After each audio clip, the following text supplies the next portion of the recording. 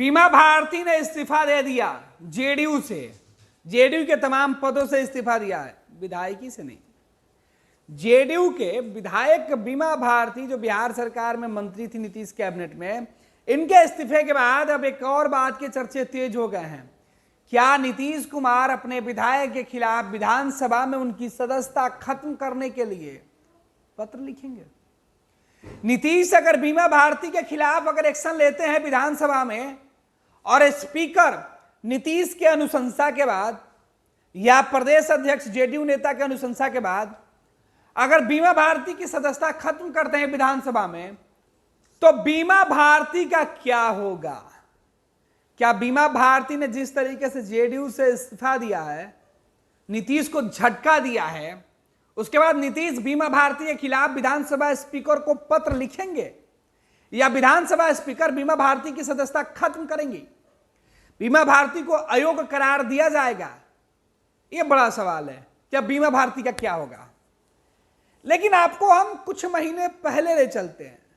बीमा भारती के खिलाफ अगर नीतीश कुमार या बीजेपी या विधानसभा स्पीकर कोई एक्शन लेते हैं तो सबसे ज्यादा नुकसान किसको होगा?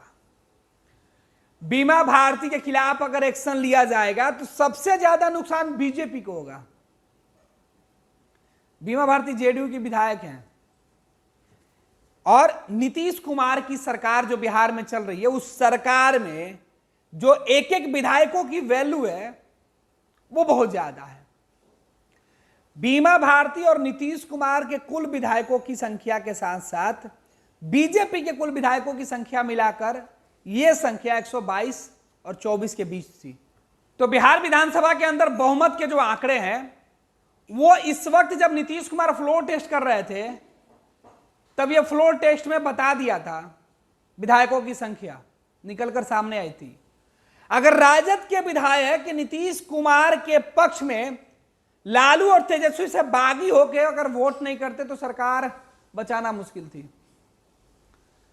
तो अब यह सवाल है कि जिस सरकार पर पहले से ही संकट के बादल मंडरा रहे हैं उसमें 7 विधायक विपक्ष के हैं और उन 7 विपक्ष के विधायकों में से जिन 7 विपक्ष के विधायकों के सहारे आप सरकार को ताकतवर बनाकर चला रहे थे, अगर बीमा भारती के खिलाफ अगर एक्शन होता है तो क्या होगा?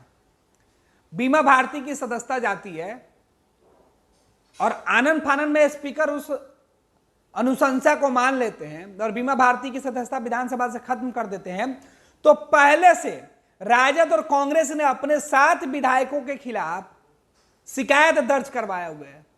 राजद का यह कहना था कि हमारे विधायक दल विरोधी कानून के तहत पहले से इसका उल्लंघन कर चुके हैं, ऐसे में इनकी सदस्यता समाप्त की जाए, इनको अयोग्य घोषित किया जाए। और राजद के कांग्रेस के इस चिट्ठी मिलने के बाद सरकार ने, नीतीश कुमार ने उन सभी 7 विधायकों को मंत्री लेवल की सुविधा बहाल कर दी है। तो बड़ा सवाल यह है कि अगर बीमा भारती की इकलौती सदस्यता अगर जाती है तो फिर इन 7 विधायकों के ऊपर क्यों नहीं एक्शन होगा?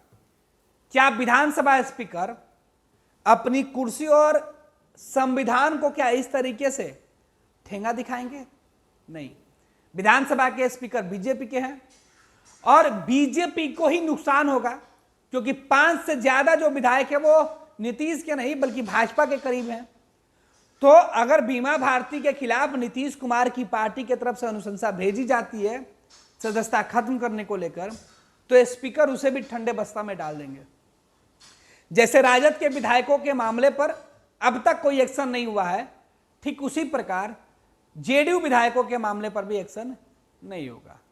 अगर बीजेपी जेडीयू के दबाव में अगर एक्शन लेती है, स्पीकर एक्शन लेते हैं, तो फिर उनको यह भी बताना होगा कि इन 7 विधायकों पर एक्शन क्यों नहीं हुआ और उसमें स्पीकर की फजीहत हो सकती है। और यही वजह, यही पूरा खेल है कि लालू यादव और तेजस्वी यादव को यह बात अच्छे से मालूम है कि उनके 7 विधायकों की सदस्यता अगर सरकार ने अब तक खत्म नहीं करवाई है, विधानसभा स्पीकर ने अब तक खत्म नहीं किया है, तो फिर जेडीयू छोड़ के आने वाले विधायकों की सदस्यता कैसे खत्म हो जाएगी?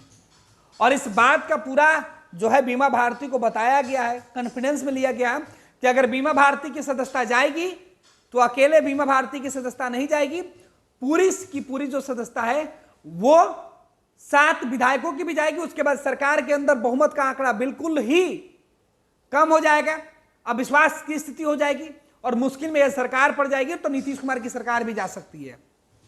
नीतीश और बीजेपी का जो गठबंधन वाली सरकार है वो गिर सकती है। यह पूरा खेल है और यही वजह है कि बीमा भारती अब इतनी आसानी से नीतीश के पुलिस या नीतीश से डरने वाली नहीं है। बीमा भारती को पहले डराया गया था, बीमा भारती खुद कह रही थी, लेकिन अब इन तमाम चीजों से बीमा भारती समझ चुकी है कि जब उन 7 विधायकों की सदस्यता नहीं गई तो मेरी सदस्यता कैसे जाएगी। नंबर 1। नंबर 2 ये है कि बीमा भारती लोकसभा का चुनाव लड़ना चाहती हैं। अगर लोकसभा के चुनाव में वो जीत जाती हैं तो ऐसे भी उनको विधानसभा की सदस्यता छोड़नी होगी। अगर वो विधानसभा की सदस्यता छोड़ती हैं तो भी उनको कोई नुकसान नहीं होगा। उस सीट पे उपचुनाव अगर इलेक्शन कमीशन करना चाहे तो करा सकता है, और उपचुनाव अगर होते हैं तो बीमा भारती किसी और को या फिर बीमा भारती के परिवार से कोई और चुनाव लड़ सकता है। दूसरी बात यह है कि बीमा भारती अगर उस सीट से चुनाव अगर छोड़ देती हैं और लोकसभा की चुनाव हार जाती हैं, चुनाव लड़ती हैं, तो तब क्या होगा? तब बीमा भारती विधायक बनी रहेंगी। बीमा भारती की सदस्यता इतनी जल्दी नहीं जाएगी और यही बात बीमा भारती को समझ में आ गई है कि बीमा भारती की सदस्यता अगर वो चुनाव लड़ती हैं तो सांसद बन के चली जाएंगी, अगर चुनाव हार जाती हैं तो वो विधायक बनी रहेंगी और इतनी जल्दी उनकी सदस्यता नहीं जाएगी। और उनकी सदस्यता जाएगी तो फिर कुछ ही महीनों में फिर विधानसभा का चुनाव हो सकता है। तो बीमा भारती ने बड़ा गेम खेला है, बड़ा रिस्क भी लिया है और बीमा भारती के इसी गेम, इसी रिस्क से सबसे ज्यादा जो परेशानी है वो नीतीश कुमार की बढ़ी हुई है। नीतीश कुमार अपने ही खेल में उलझ गए हैं और नीतीश के साथ जो बीजेपी खेल खेल रही थी उसमें वो बुरी तरीके से फंस गई है। तो अब इतनी आसानी से लालू और तेजस्वी बीजेपी को जो सरकार चल रही है वो इतनी जल्दी सरकार आसानी से अब चलने नहीं देंगे। और ये तो शुरुआत है। राजद जिस तरीके से टिकट बांटने का सिलसिला शुरू की हुई है, खासतौर पर जेडीयू के विधायकों की, जेडीयू और बीजेपी विधायक जो प्रत्याशी हैं लोकसभा के, अगर उनके नामों की घोषणा हो जाती है तो और भगदड़ मच सकती है। और जैसे ही और भगदड़ मचेगी, राजद वैसे नाराज विधायकों को वापस टिकट दे सकती है। यह बीमा भारती अकेले नहीं है, एक और विधायक है जो मोर्चा खोल चुके हैं, डॉक्टर संजीव खगड़िया से मोर्चा खोले हुए हैं और राजद ने उनको भी कमोबेश ऑफर किया ही होगा। तो नीतीश की मुसीबत बड़ी हुई है, नीतीश बीजेपी की मुसीबत बड़ी हुई है। बीजेपी जितना राजद और कांग्रेस के विधायकों को तोड़ेगी,